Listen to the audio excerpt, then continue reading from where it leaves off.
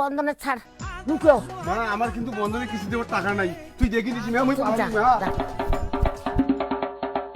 বুড়িমা, আপনার ছেলে কি বাড়িতে আছে? সকাল সকাল বালার দোকান ধরে আসলেন, বাড়িতে কেউ নাই, এখান থেকে যা ভাগাও, না তোর ৫,০০০ রুপি দিন কিস্তি এখানে। আর ইউ কমেডি মি দেখিস বসরা কাটা নবল বল, এখানে ঢুকুই দিবি এখানে ৫,০০০।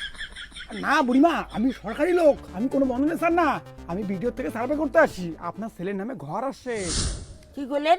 কইলাম আপনার ছেলের নামে ঘর আসছে, আমি সার্ভে করতে আসি। হ্যাঁ মুই তো এটাই উমার বেটা। এই তোমার না কইলেন তোমার বেটা বাড়ির নেই? এই তো স্যার আমি আসি তো। সচাই তো বেটার নামে ঘর আছে, দেখি ছাড়।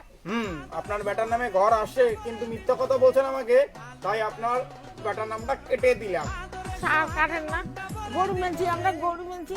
এতে লাভ নেই, ঘরের লিস্টে আপনার ছেলের নাম থাকবে না। তাহলে স্যার নামটা রাখার জন্য কি করে লাগবে? ঘর পেতে গেলে একটাই মাত্র উপায় আছে। দিয়ে দেবো স্যার। কত? বেশি না, মাত্র ৩,৫০০ টাকা। ৩,৫০০ টাকা? ৩,৫০০ টাকা আমার কোসেই আছে।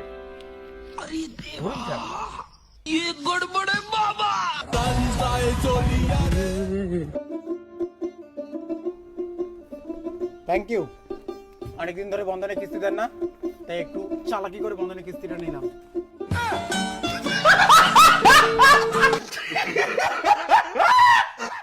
শুনবেন ঠকে দিয়ে চলেছেন তো, বউ তো গাছ পাতা বিয়েলায় টাকাটা সাথিয়ে দেওয়া খায়।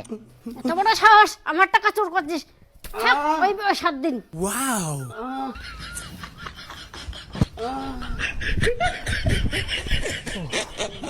ধরো।